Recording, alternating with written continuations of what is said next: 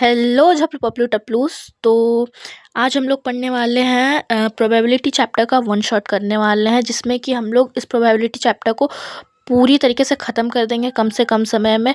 तो इफ़ अगर आपका भी कल परसों या फिर कुछ घंटों के बाद एग्ज़ाम है एंड आपने इस चैप्टर को पढ़ नहीं रखा है, नहीं पढ़ा है, या फिर पढ़ लिया और रिविज़न करना चाहते हो, तो आप लोगों ने एक बेस्ट वन शॉट फाइंड कर लिया, क्योंकि इस वीडियो में हम लोग प्रोबेबिलिटी चैप्टर को कंप्लीट करने के साथ साथ बढ़िया तरीके से क्वेश्चन प्रैक्टिस भी कर लेंगे, क्योंकि प्रोबेबिलिटी चैप्टर में अधिक थोड़ा बहुत क्वेश्चंस है, तो वो हम लोग कंप्लीट कर लेंगे, जिससे कि आपका अच्छा खासा क्वेश्चन प्रैक्टिस भी हो जाएगा एंड पूरा फुल प्रूफ नोट्स बना हुआ है, तो वो भी आप लोगों के लिए बेनिफिशियल होगा।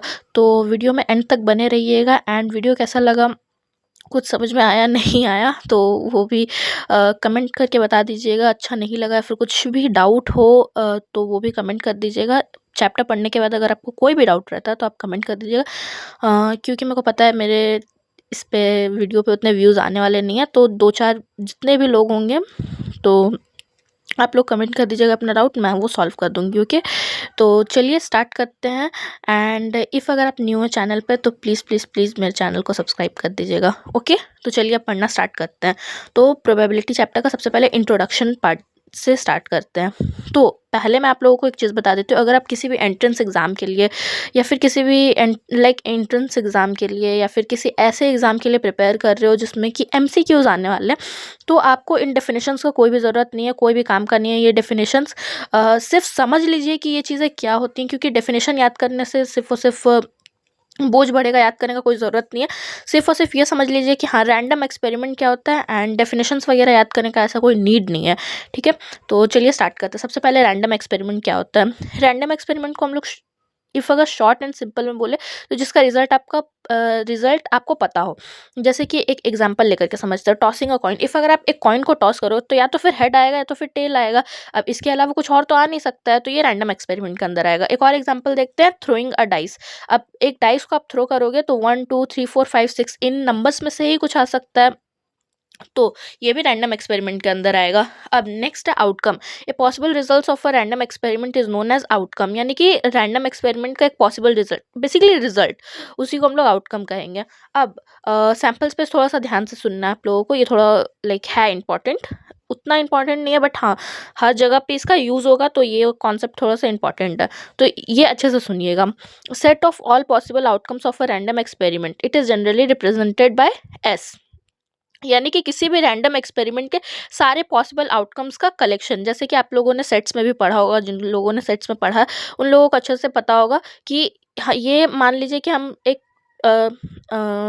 कॉइन को टॉस करते हैं, तो या तो फिर हेड आएगा या तो फिर टेल आएगा। अब इसके अंदर कितने एलिमेंट्स है, यही है हमारा सैंपल स्पेस। अब इसके अंदर कितने एलिमेंट्स है, तो वो दो एलिमेंट्स है, यही हमारा सैंपल स्पेस हो गया। अब थ्रोइंग अ डाइस, तो डाइस थ्रो करोगे तो 1 2 3 4 5 6 से आ सकता है, तो यही हमारा सैंपल स्पेस हो जाएगा। एंड इसके अंदर कितने एलिमेंट्स है, 6।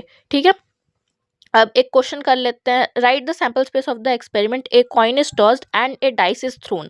एक कॉइन को टॉस किया जाता है, या तो फिर हेड के साथ 1 आ सकता है, हेड के साथ 2 आ सकता है, हेड के साथ 3 आ सकता है, ऐसे ही करते करते टेल के साथ लास्ट 6 तक आ सकता है। तो इसके अंदर कितने एलिमेंट्स है, 12, तो 12 हमारा आंसर हो जाएगा। अब इसको शॉर्ट में कैसे कर सकते हैं, जिससे कि आपको एग्जाम में टाइम बचे। ए कॉइन इज टॉस्ड, अब इसके टोटल आउटकम्स कितने होते हैं, 2, दो ही आउटकम हो सकते हैं, तो फिर हेड या फिर टेल। एंड डाइस के कितने टोटल आउटकम्स हो सकते हैं, 6, तो दो दो छक, यानी कि 2 × 6 12 आंसर हो जाएगा। इससे आपका टाइम बचेगा। हालांकि इतने easy easy simple simple questions obviously किसी भी एग्जाम्स में नहीं देगा। सो नेक्स्ट देखते हैं। Write the sample space of the experiment. A coin is tossed. If it shows head, a coin is tossed again. Else, a dice is thrown. ठीक है, इस क्वेश्चन का मतलब अच्छे से समझना। एक कॉइन को टॉस किया जाता है। इफ ये हेड शो करता है तो एक और कॉइन टॉस किया जाएगा, वरना एक डाइस फेंका जाता है। तो अब मान लीजिए कि हेड आ गया, तो अब दोबारा जो कॉइन टॉस किया तो उसमें भी हेड आ सकता है, या तो फिर हेड आया तो उसमें टेल आ सकता है, तो ये दोनों आउटकम्स रहेंगे। एंड बाकी में तो tail 1 tail 2 tail 3 tail 4 tail 5 tail 6 ही आ सकता है, तो इसके अंदर टोटल एलिमेंट्स कितने हो गए, 8। अब नेक्स्ट क्वेश्चन है, अब ये वाला आप लोगों का होमवर्क है, हालांकि यहाँ पे आंसर लिखा हुआ है, ये आप लोग खुद से भी जान सकते हो क्योंकि ये बहुत ही इजी क्वेश्चन है। एंड आप लोगों ने फाइव बोल रहे हैं, 8, 9, 10 में भी ये एग्जैक्ट क्वेश्चन, सेम क्वेश्चन 8, 9, 10 में भी था। तो ये आप लोगों को पता ही होगा कि पेयर ऑफ डाइस रोल किया जाता है, तो एक पेयर का एक डाइस का कितना आउटकम्स होगा, 6, और दूसरे का भी 6 होगा, तो 6, 6, 36, यही टोटल आंसर हो जाएगा। अच्छा हाँ, एक चीज़ मैं आप लोगों को बताती हूँ कि यहाँ पे हर जगह पे ना डाइस लिखा होगा, तो आप लोगों के एग्जाम में मान लीजिए कहीं पे डाई लिखा होगा, ठीक है, ये वाला डाई, ये वाला डाई। अब ये क्या होता है, ये जो डाई होता है ना, डाइस को ही हम लोग बोलते हैं, इसमें जो हम लोग लूडो खेलते हैं उसमें जो डाइस हम लोग जो बोलते हैं, वो डाइस वर्ड यूज़ होता है प्लूरल के लिए, एंड ये सिंगुलर के लिए यूज़ होता है, इसलिए बहुत जगह पे डाई लिखा होगा, तो उसमें कंफ्यूज मत हो जाना, ठीक है। अब now event and types of events, ये भी थोड़ा इंपॉर्टेंट है, अच्छे से सुनना है। इवेंट क्या होगा, इट इज़ एन आउटकम और defined collection of outcomes of a random experiment, it is always a subset of sample space. ये सिंपली सैम्पल स्पेस का जो है हमेशा सबसेट होता है इवेंट्स। ओके, एग्जाम्पल लेकर के समझते हैं, ज़्यादा ईजी होगा।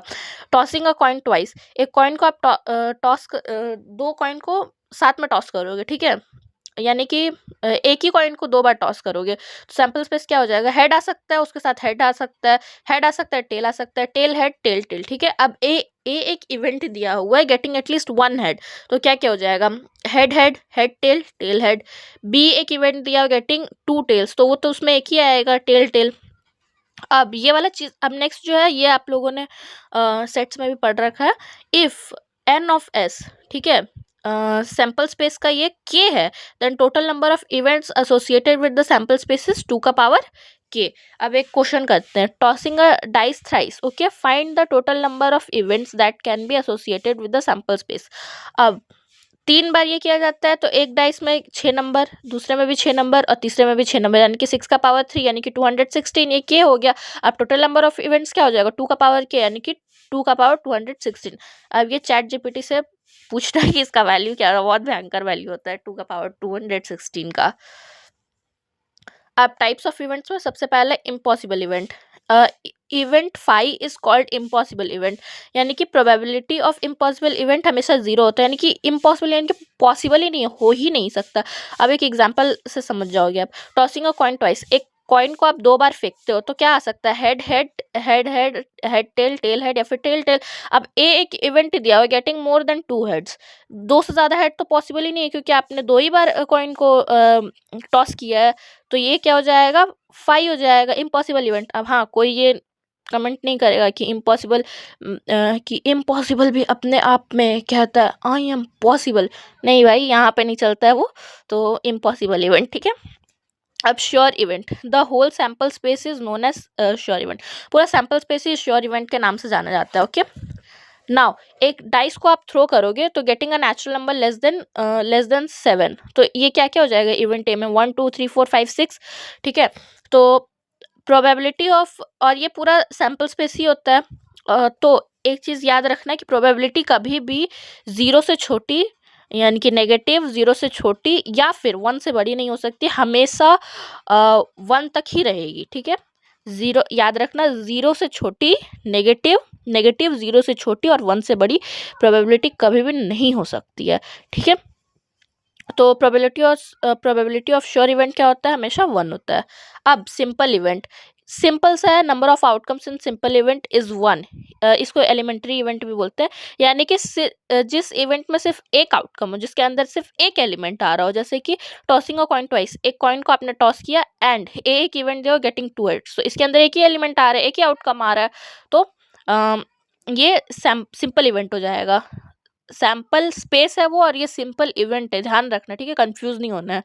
Now compound event, number of outcomes in compound event is more than 1, यानी कि जिनमें एक से ज्यादा आउटकम हो, सिंपल इवेंट जिसमें एक ही आउटकम हो, और कंपाउंड इवेंट जिनमें एक से ज्यादा इवेंट हो। अब एग्जांपल में टॉसिंग अ कॉइन ट्वाइस, ठीक है, बी एक इवेंट दिया हुआ है गेटिंग एटलीस्ट 1 हेड, तो at least 1 head, head tail tail head head head, अब इसके अंदर तीन तीन आउटकम्स आ रहे हैं ना, तो वो कंपाउंड इवेंट हो जाएगा, ठीक है। अब अलजेब्रा ऑफ इवेंट्स, ये आप लोगों ने सेट्स में भी पढ़ रखा है, इसमें थोड़ा बहुत ना पीएनसी यानी कि परमुटेशन कॉम्बिनेशन यूज होगा, एंड थोड़ा बहुत सेट्स, ठीक है। तो elements which are present in sample space but not in A, यानी कि ए कॉम्प्लीमेंट्री को ए कॉम्प्लीमेंट को हम लोग इस तरीके से दर्शाते हैं। तो एस माइनस ए, एस यहाँ पे क्या है, सैम्पल स्पेस। ओके,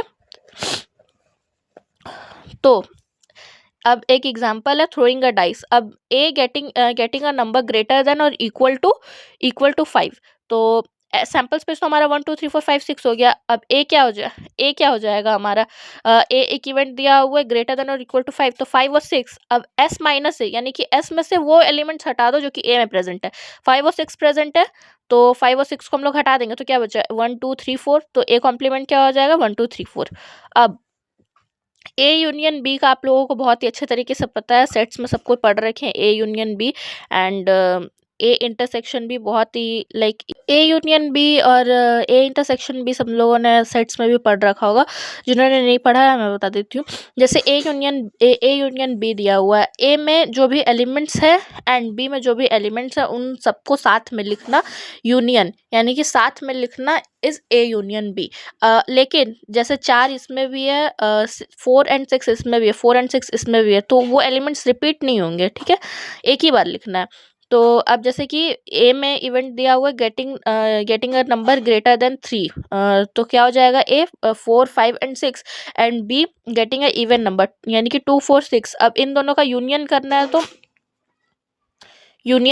तो 2 4 इसका 5 एंड 6। अब जैसे 4 एंड 6 इसमें कॉमन है तो उसको डबल बार नहीं लिखना है, ठीक है। एंड ए इंटरसेक्शन बी, यानी कि दोनों में से कॉमन एलिमेंट्स निकालने हैं। अब इसमें ए दिया हुआ है, A getting a number greater than 3, यानी कि 4 5 एंड 6 हो जाएगा A. And getting A B दिया हुआ है गेटिंग ए इवन नंबर, यानी कि 2 4 एंड 6, तो इंटरसेक्शन क्या हो जाएगा, 4 एंड 6 इसमें भी कॉमन है, 4 एंड 6 इसमें भी है, तो कॉमन है, तो 4 एंड 6 हो जाएगा आंसर। तो ये कॉमन है, तो हमारे इंटरसेक्शन भी 4 6 हो जाएगा। अब ए माइनस बी और A complement A intersection B complement represent the occurrence of event A but not B. A minus B, यानी कि ए में से वो एलिमेंट्स हटा दो जो कि बी में प्रेजेंट है। बी माइनस ए, वही सेम चीज़ कि बी में से वो एलिमेंट्स हटा दो जो कि ए में प्रेजेंट है, ठीक है। अब यहाँ पे जैसे एग्जाम्पल में लिया हुआ है A getting a number greater than 3, तो ए हमारे इवेंट में क्या आएगा, 4 5 और 6 and be getting a even number, तो 2 4 एंड 6 आ गया इसमें। तो अब ए बट नॉट बी, यानी कि ए माइनस बी कैसे निकालेंगे, ए में जो एलिमेंट्स ए में से वो एलिमेंट्स हटा दो जो कि बी में प्रेजेंट है। 4 बी में प्रेजेंट है, 6 बी में प्रेजेंट है, तो ये दोनों हट जाएगा तो क्या बचेगा, 5। तो ए माइनस बी हमारा 5 हो जाएगा। बी बट नॉट ए, यानी कि बी माइनस, अब बी में से वो एलिमेंट्स हटा दो जो कि ए में प्रेजेंट है। 4 और 6 ए में प्रेजेंट है, बचा क्या, 2, तो हमारा 2 बी माइनस से 2 हो जाएगा। ओके, अब नेक्स्ट है, इसको ध्यान से समझना है, इसके बाद वाले बहुत ही इंपॉर्टेंट है। ओके, तो अब जो है हमारे इक्वली लाइकली इवेंट्स। ओके, तो events which have same chances of occurrence, यानी कि प्रोबेबिलिटीज आर सेम। अब इसको जिन इवेंट्स के सेम होने का चांस हो, ओके, ठीक है, तो इक्वली लाइकली इवेंट्स क्या है, जिन इवेंट्स के सेम होने का चांस हो, ठीक है। तो अब जैसे एक एग्जांपल है थ्रोइंग अ डाइस। ए एक इवेंट दिया गेटिंग ए इवन नंबर, यानी कि 2 4 एंड 6 हो गया, and be getting a odd number 1 3 5। अब देखो इसमें भी तीन चॉइसेस है, इसमें भी 3 चॉइसेस है, तो A and B are equally likely events. Now mutually exclusive events, यानी कि डिसजॉइंट इवेंट्स। सो अब म्यूचुअली एक्सक्लूसिव इवेंट का यानी कि डिसजॉइंट इवेंट क्या है, 2 events A and B are said to be mutually exclusive if A intersection B क्या हो, 5 हो, यानी कि दोनों में कोई भी कॉमन एलिमेंट्स ना हो। जैसे example tossing a coin twice, getting A दिया हुआ गेटिंग एटलीस्ट 1 हेड, तो ए में क्या हो जाएगा, head tail tail head head head, इसके एलिमेंट्स हो जाएंगे। बी क्या है, गेटिंग एटलीस्ट 2 टेल। अब इन दोनों में कोई भी कॉमन एलिमेंट है नहीं है, A intersection B equal to 5 है, तो ये A and B are mutually exclusive events. अब एक नोट है, if A intersection B phi होता है, बी इंटरसेक्शन सी फाई होता है, सी इंटरसेक्शन ए भी फाई होता है, तो ये 110% श्योर है कि A intersection B intersection C क्या होगा, फाई होगा. But this is not vice versa true. Okay, यानी कि ये वाइस वर्सा नहीं है. यानी कि क्या है कि इफ अगर A intersection B intersection C phi हो, तो then it is not necessarily true that A intersection B भी फाई हो, बी इंटरसेक्शन सी भी फाई हो, ए इंटरसेक्शन सी भी फाई हो. ओके, अब जैसे कि यहाँ पे हमारा एक सेट है, तो यहाँ पे आप लोगों को पता नहीं दिख रहा होगा फिर नहीं, ध्यान से देखो तो ये जो सी है ये ए इंटरसेक्शन बी से क्रॉस नहीं कर रहा है ये, ठीक है, ये यहाँ पे, तो इसलिए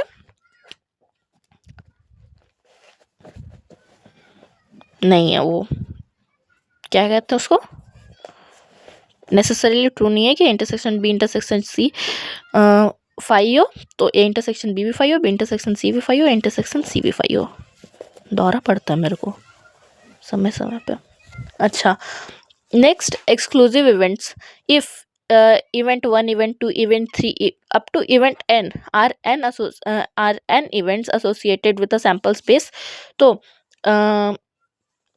इसको देखो, सुनो मेरी बात, ये सब इतना समझने की जरूरत नहीं, जो हम बोल रहे हैं वो ध्यान दो. यानी कि इसका सिंपल सा मतलब है कि सबका अब ये दिखने में बहुत लोगों को कंफ्यूजिंग लग रहा होगा, तो सिंपल सा बात है इसका कि सबका union should be equal to sample space. ये जितना भी इवेंट है सबका यूनियन सैंपल स्पेस के इक्वल हुआ, तो ये एग्जॉस्टिव इवेंट्स है. ओके, अब थ्रोइंग, जैसे कि एग्जांपल है, एग्जॉस्टिव इवेंट को एग्जॉस्टिव सिस्टम भी बोलते हैं, ठीक है, ध्यान रखना. एग्जॉस्टिव सिस्टम कहीं पे लिखा हुआ आ जाए तो एग्जॉस्टिव इवेंट ही है, ठीक है, कंफ्यूज मत होना. अब जैसे एग्जाम्पल में throwing a dice, sample space क्या हो जाएगा 1 2 3 4. ए इवेंट दिया गेटिंग अ प्राइम नंबर, यानी कि ए क्या हो गया 2 3 5. बी दिया हुआ गेटिंग अ इवन नंबर, यानी कि 2 4 6. सी दिया हुआ getting a number less than 2, यानी कि 1 हो गया. अब A union B union C करेंगे तो क्या हो जाएगा 1 2 3 4 5 6, जो कि सैंपल स्पेस के इक्वल है. Means A B and C are exhaustive events. Okay, अब ये वाला मैंने एक क्वेश्चन दिया हुआ है, ठीक है, इसको आप लोग सॉल्व करोगे. कैसे सॉल्व करना है, ये जो फर्स्ट नंबर है इसमें सब बताना है आपको कि ये एग्जॉस्टिव इवेंट है, इक्वली लाइकली है, और एक कौन सा यहाँ पे इवेंट था, म्यूचुअली एक्सक्लूसिव ना. हाँ, म्यूचुअली एक्सक्लूसिव है या फिर नहीं. नहीं है तो बताना कि हाँ म्यूचुअली एक्सक्लूसिव नहीं है. एंड इसमें भी सेम वही तीनों बातें बताना है, इसमें भी तीनों बातें बताना है, इसमें भी तीनों बातें बताना है. ये अच्छा क्वेश्चन है, इसको कर लेना, ठीक है. नाउ अगले ये पे देखते हैं. Now classical definition of probability क्या होता है, favourable outcomes, total number of outcomes favourable to A upon total number of outcomes in sample space, यानी कि favourable outcomes upon total number of outcomes, simple भाषा में, ठीक है.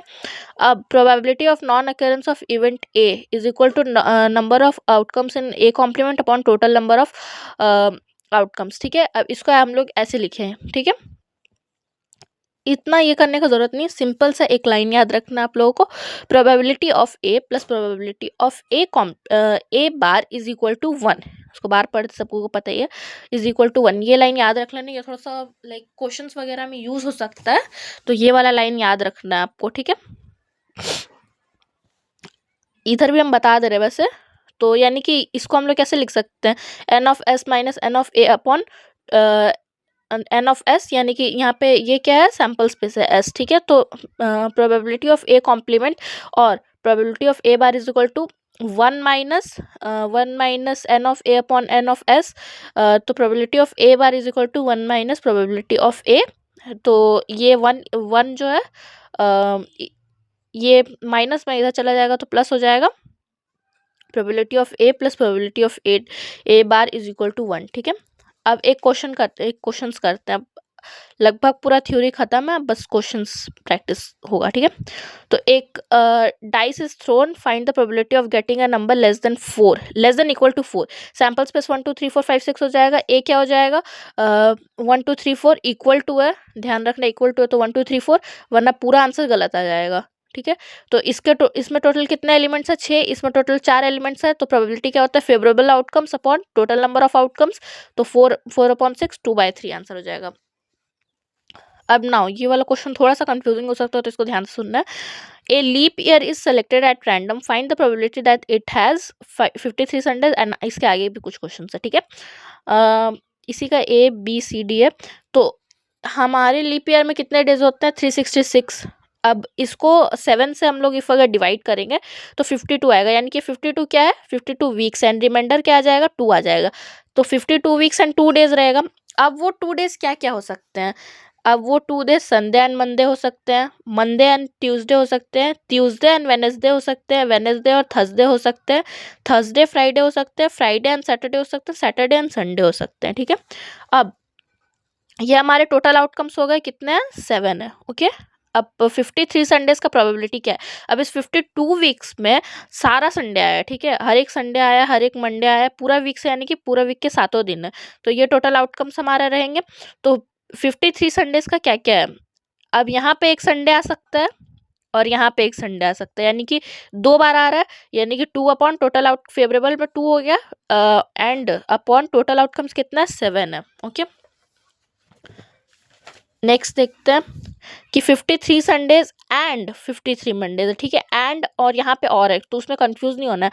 तो 53 संडेज एंड 53 मंडेज, संडे और मंडे एक ही जगह पे आ रहे हैं, संडे एंड मंडे एक ही बार आ रहे हैं, तो फेवरेबल आउटकम्स कितना हो जाएगा? 1 अपॉन टोटल आउटकम्स 7। ओके, अब नाउ सी में 53 संडेज और 53 मंडेज, ठीक है। अब 53 संडेज, संडे एक बार यहाँ आ रहा है, यहाँ आ रहा है, मंडे एक बार यहाँ आ रहा है, ठीक है। तो कितना हो गया total favourable outcomes? 3 and total outcomes 7। Okay, तो 3/7। अब 53 मंडेज और 53 फ्राइडेज, तो मंडे और फ्राइडे, तो सिंपली देखो कि यहाँ पे एक बार मंडे आ रहा है 1, और यहाँ पे एक फ्राइडे आ रहा है 2, यहाँ पे एक फ्राइडे आ रहा है 3, एंड यहाँ पे एक मंडे आ रहा है।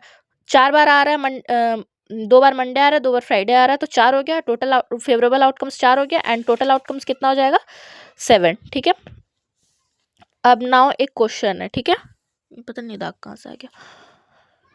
अब क्वेश्चन है, letters of the word regulations are selected at random, find the probability that exactly 4 letters are between R and E। ठीक है, इस क्वेश्चन का मतलब है कि एग्जैक्टली 4 लेटर, ये 11 वर्ड्स का लेटर है, exactly 4 letter R and E के बीच में आना चाहिए। ठीक है, तो अब टोटल नंबर ऑफ वर्ड्स कितना? 11 फैक्टोरियल, क्योंकि टोटल नंबर है 11, तो 11 फैक्टोरियल हो गया। अब या तो आर यहाँ पे आ सकते हैं, तो ई यहाँ पे आ सकता है, या तो आर यहाँ पे आ सकता है सेकंड जगह पे, या ई यहाँ पे आ सकता है, या तो आर थर्ड स्पेस पे आ सकता है, फिर ई उसके बाद वाले में, या तो आर यहाँ पे आ सकता है, या तो यहाँ पे, या तो यहाँ पे। अब ये टोटल वेस कितने होगा? ऐसे ही आया होगा दाग। अब ये टोटल वेस कितने होगा? 6, 1 2 3 4 5 6, ठीक है, 6, एंड हम इन दोनों को इंटरचेंज भी तो कर सकते हैं ना, जैसे कि यहाँ पे ई है तो यहाँ पे आर भी तो आ सकता है, ई यहाँ पे आ सकता है, तो उसको 2 से मल्टीप्लाई करना पड़ेगा। ठीक है, ये दोनों इंटरचेंज भी हो सकता है, तो इंटू 2 इंटू 9 जगह बचा है, तो 9 फैक्टोरियल, ये हमारा फेवरेबल वेज हो गया, एंड टोटल वेज तो हमारा 11 फैक्टोरियल। तो प्रोबेबिलिटी क्या होता है? Favourable ways upon 11 upon total number of outcomes. ठीक है, तो favourable ways 6 into 2 into 9 factorial upon 11 factorial. अब 6 दूनी 12, यानी कि 6 into 2 12 into 9 factorial upon 11 factorial को खोल देते हैं, तो हमारा आ जाएगा 12 into 9 factorial upon 11 into 10 into 9 factorial, 9 factorial 9 factorial cut गया, ये कट करके 6/55 हमारा आंसर आ जाएगा। अब नाउ ये थोड़ा सा कंफ्यूजिंग हो सकता है बहुत लोगों के लिए, तो इसको ध्यान से सुनना है, ठीक है। Odds against and odds in favour of an event, इतना ज़्यादा हालांकि ये इंपॉर्टेंट नहीं है, बट स्टिल इसको अच्छे से सुनना है, बिकॉज ये थोड़ा सा कंफ्यूज कर देने वाला चीज़ है। If an experiment results in total m plus n possible outcomes which are equally likely where m is the number of outcomes favourable, m क्या है? फेवरेबल है, and n is the number of outcomes unfavourable to event A, then odds against क्या हो जाएगा? n by M, n क्या है? Unfavourable है, ठीक है, एंड m क्या है? फेवरेबल है। Odds in favour of m, m upon n, कुछ याद करने की जरूरत नहीं, सिंपली बस ये तीनों चीज याद रखना है। अगेंस्ट में है तो n बाई एम, फेवर में है तो m बाई n, तो प्रोबेबिलिटी ऑफ a क्या हो जाएगा? m upon m plus n, ये तीनों बस याद रखना है, ठीक है। अब जैसे कि एक क्वेश्चन दिया हुआ है, odds in favour of event a 2/5, यहाँ तक दिया हुआ है, ठीक है। तो ऑड्स इन फेवर है, ठीक है। फेवर में एम क्या होता है, फेवरेबल होता है। तो let M is equal to 2 के कर लिए and 5 is equal to sorry N is equal to 5 के कर लिए, ओके। तो ये हमारा फेवरेबल हो जाएगा, एम फेवरेबल आउटकम्स होता है एंड एन क्या होता है, अनफेवरेबल आउटकम्स होता है, ठीक है। तो प्रोबेबिलिटी क्या हो जाएगा, M upon M plus N. तो यहाँ से हमारा 2/7 आ जाएगा आंसर। अगर ये चीज़ याद रखो, फेवरेबल हुआ तो numerator is equal to favourable outcome, denominator unfavourable outcome, and against हुआ then numerator is equal to unfavourable and denominator favourable, ठीक है। इससे ज़्यादा याद रखने का कोई भी ज़रूरत नहीं है, ठीक है। उतना ज़्यादा इंपॉर्टेंट टॉपिक भी नहीं है ये। अब एडिशन थ्योरम ऑन प्रोबेबिलिटी क्या होता है। एक चीज़ हम पहले ही बता चुके हैं, प्रोबेबिलिटी कभी भी एक से बड़ी या फिर नेगेटिव या फिर 0 से छोटी नहीं हो सकती, उसके बीच में ही रहेगी। अब हम लोग कौन सेट्स में पढ़े हैं कि A union B is equal to N of A plus N of B minus N of A intersection B। अब इसको अगर हम लोग सैम्पल स्पेस से डिवाइड कर देंगे सबको, ठीक है, तो क्या हो जाएगा, probability of A plus A union B is equal to probability of A plus probability of B minus probability of A intersection B। तो if A and B are mutually exclusive event, ठीक है, यानी कि A और B अगर mutually exclusive event हो जाते हैं, यानी कि A intersection B is equal to 5, तो A इंटरसेक्शन B क्या हो जाएगा, 0। Probability of A intersection B क्या हो जाएगा, 0। तो क्या हो जाएगा, probability of A union B is equal to probability of A plus probability of B, ठीक है। कुछ नहीं समझ में आया हो, ये याद रखना है बस, ठीक है। एंड म्यूचुअली एक्सक्लूसिव तो हम बता ही चुके हैं कि A इंटरसेक्शन B 5 होगा, बस ये याद रखो। एंड ये कुछ ना समझ में आए तो बस फॉर्मूला याद रखो, सब बन जाएगा। देन डी मॉर्गन्स लॉ, ठीक है। डी मॉर्गन्स लॉ हम लोग ये सेट्स में भी पढ़े हुए हैं कि इफ़ अगर A यूनियन B का कॉम्प्लीमेंट क्या होता है, A complement intersection B complement and A complement A intersection B का complement is equal to A complement union B complement, ठीक है। इसका उल्टा कर दो दोनों का। तो अब प्रोबेबिलिटी में भी वही सेम चीज़ हो जाएगा, बस सेट्स का ये का जगह कार्डिनल नंबर्स की जगह पे हम लोगों का प्रोबेबिलिटी आ जाएगा। Probability of A union B का कॉम्प्लीमेंट क्या हो जाएगा, probability of A complement intersection B complement. Probability of A intersection B का कॉम्प्लीमेंट क्या हो जाएगा, probability of A complement union B complement, okay. तो अब इसमें सिंपल बहुत ही इजी क्वेश्चंस होते हैं, ठीक है, तो वो कर लेते हैं, ओके। तो अब जैसे कि हम लोगों को क्वेश्चन दिया हुआ है, ए यूनियन बी दिया हुआ है, ए इंटरसेक्शन बी दिया हुआ है, ए बार दिया हुआ है, एंड हम लोगों को फाइंड करना है ए बार इंटरसेक्शन बी, ठीक है। अब ए यूनियन बी दिया हुआ है, ये तो दिया हुआ है, ठीक है। अब इस वाले फॉर्मूला से देखो, ये फॉर्मूला यूज में आएगा, ठीक है। Probability of A plus probability of B minus probability of A intersection B is equal to probability of A union B।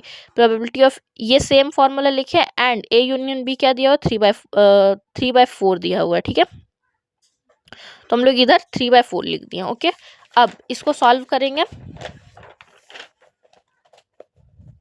इसको सॉल्व किया, प्रोबेबिलिटी, लेकिन यहाँ पे प्रोबेबिलिटी ऑफ ए भी हम लोगों को नहीं दिया हुआ था, लेकिन प्रोबेबिलिटी ऑफ ए बार तो दिया हुआ था इज इक्वल टू 2/3। तो अब यहाँ पे ये वाला फॉर्मूला यूज हुआ था, जहाँ पे हम लोग पीछे जो हम बोले थे, यहाँ पे ये वाला फॉर्मूला यूज हुआ,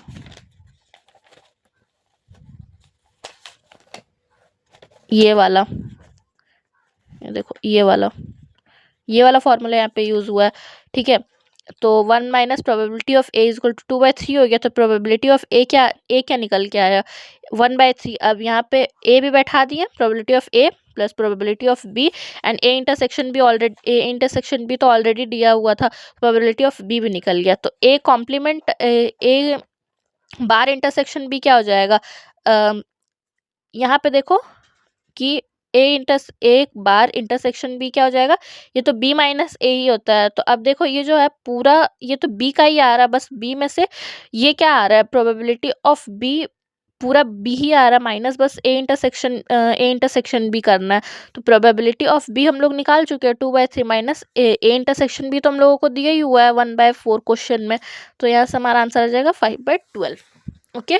अब नेक्स्ट क्वेश्चन है In a class of 60 students, 40 opted for NCC, 30 opted for NSS, and 20 opted for both NCC and NSS. If one of these students is selected at random, then the probability that the student selected has opted neither for NCC or NSS is, यानी कि ये चीज़ निकालना है sets से, ये NCC है, ये NSS है, तो ये चीज़ निकालना जिसने NCC और NSS दोनों ही नहीं चूज़ किया। तो एनसीसी कितना लोगों ने चूज़ किया, 40 ने। एनएसएस 30 लोगों ने चूज़ किया। तो इंटरसेक्शन दिया हुआ है 20। तो यूनियन क्या हो जाएगा, ये वाले फॉर्मूला से, इधर वाले जो फॉर्मूला था, यूनियन क्या हो जाएगा, प्रोबेबिलिटी इसका ये प्लस ये माइनस इंटरसेक्शन यानी कि 50। सो फेवरेबल वेज, और टोटल कितना है 60 है, तो 60 में से ये माइनस कर देंगे 50, कितना बचेगा 10। तो हमारा फेवरेबल वेज कितना हो गया 10, और प्रोबेबिलिटी क्या हो जाएगा, favourable outcomes upon total outcomes, तो 10/6, और टोटल तो 60 है, तो 10/60 यानी कि 1/6 आंसर हो जाएगा। छोटा छोटा क्वेश्चन रहता है। अब 3 इवेंट्स के लिए, ठीक है, 3 इवेंट्स के लिए क्या करना है हम लोगों को, probability of A union B union C क्या हो जाएगा, probability of A plus probability of B plus probability of C minus A intersection B minus B intersection C minus B intersection, probability of A intersection C plus probability of A intersection B intersection C. ठीक है, exactly one of A B और C occur, तो उसके लिए क्या हो जाएगा, probability of A plus probability of B plus probability of C minus 2 times probability of A intersection B minus 2 times probability of B intersection C minus 2 times probability of A intersection C plus 3 times probability of A intersection B intersection C. Okay, तो अब probability of at least 2 of A B और C occur, तो probability of A intersection B plus probability of B intersection C plus probability of A intersection C minus 2 times probability of A intersection B intersection C. और exactly 2 of A B और C occur, उसके लिए probability of A intersection B plus probability of B intersection C plus probability of A intersection C minus 3 times probability of A intersection B intersection C. Okay, अब इस पे एक question कर लेते हैं। ठीक है, अब जैसे कि प्रोबेबिलिटी ऑफ बी दिया हुआ है, probability of A intersection B intersection C bar दिया हुआ है, and probability of A intersection B intersection C bar दिया हुआ है, तो probability of B intersection C क्या होगा। अब इफ अगर आप इसको देखो, प्रोबेबिलिटी ऑफ बी पूरा दिया हुआ है, ठीक है, A intersection B intersection C bar दिया हुआ ना, सी बार दिया हुआ है, इसको छोड़ दो। ठीक है, लिटरली इसको छोड़ दो फिलहाल के लिए, इस क्वेश्चन में इसको छोड़ दो। क्या बचा, ए इंटरसेक्शन बी, यानी कि ये ए इंटरसेक्शन बी 1/3 दिया हुआ है, साथ में लिखेंगे लेकिन इसका कोई मतलब नहीं है, इसको बस छोड़ दो। ठीक है, इसको छोड़ दो, बाकी जो बचा वो यही दिया हुआ। कंफ्यूज करेगा उससे अच्छा बेस्ट तरीका हम बता रहे हैं, A intersection B intersection C complement दिया हुआ, सी कॉम्प्लीमेंट को छोड़ो, यानी कि ये ए इंटरसेक्शन बी दिया हुआ है। ठीक है, लिखने के लिए लिखो, बट समझने के लिए इससे वेन डायग्राम से ये चीज़ दिया हुआ है, ए इंटरसेक्शन बी। ठीक है, और ये तो सी कॉम्प्लीमेंट है, तो इसको सी बार है, तो इसको रहने दो। ठीक है, अब probability of A intersection B intersection C है, तो ये बार वाले को छोड़ दो, क्या बचा बी, यानी कि ये पूरा पूरा सेक्शन ही क्या है, A intersection A complement A bar intersection B intersection C complement C bar. ठीक है, अब तो हम लोगों को निकालना क्या है, बी इंटरसेक्शन सी, यानी कि ये वाला पार्ट निकालना। अब ये देखो कि जो हम लोग पूरा पार्ट कवर किए हैं, ये तो प्रोबेबिलिटी ऑफ पूरा का बी है, तो प्रोबेबिलिटी ऑफ बी क्या हो जाएगा, इतना ये वाला चीज़, यानी कि ये वाला चीज़ प्लस ये वाला चीज़ प्लस ये वाला चीज़। अब इसमें से हम लोगों को तीन चीज़ें तो दी हुई है, और प्रोबेबिलिटी ऑफ बी भी गिवन है, तो आराम से ये वाला हम लोग सॉल्व करके 1/12 हमारा आंसर आ जाएगा। And here this chapter ends, ये चैप्टर भी हमारा कंप्लीट हो गया विद कितने सारे हम लोगों ने क्वेश्चन प्रैक्टिस कर लिया। इफ़ अगर आप लोगों के पास टाइम है तो क्वेश्चन प्रैक्टिस करो, क्वेश्चन लगाओ, अच्छी खासी PYQs वगैरह लगा लो, एंड इफ़ अगर नहीं है तो आगे बढ़ो। बट हाँ, इफ़ अगर थोड़ा बहुत क्वेश्चन प्रैक्टिस कर लोगे तो इट वुड बी बेटर। हर एक टाइप के क्वेश्चन देखने को मिल जाएंगे। कोई भी डाउट हो कमेंट में लिख देना। एंड अभी आने वाले सारे चैप्टर्स के लिए 11th एंड 12th सब के लिए लेक्चर्स वगैरह वन शॉट के छोटे छोटे आते रहेंगे, तो उसके लिए सब्सक्राइब कर लेना। एंड वीडियो पसंद आए तो लाइक कर लेना, अपने फ्रेंड्स के साथ शेयर कर देना ताकि वो भी अच्छे से पढ़ सकें। एंड सब्सक्राइब कर लेना यार, क्योंकि अभी बहुत बढ़िया बढ़िया हर एक चैप्टर के इतने छोटे छोटे लेक्चर्स आ जाएंगे जिसमें आपको हर एक चीज़ मिल जाएगा। बाकी अच्छे से बढ़िए। And that's all for today. So मिलते हैं नेक्स्ट वीडियो में, तब तक के लिए टाटा बाय बाय बाय।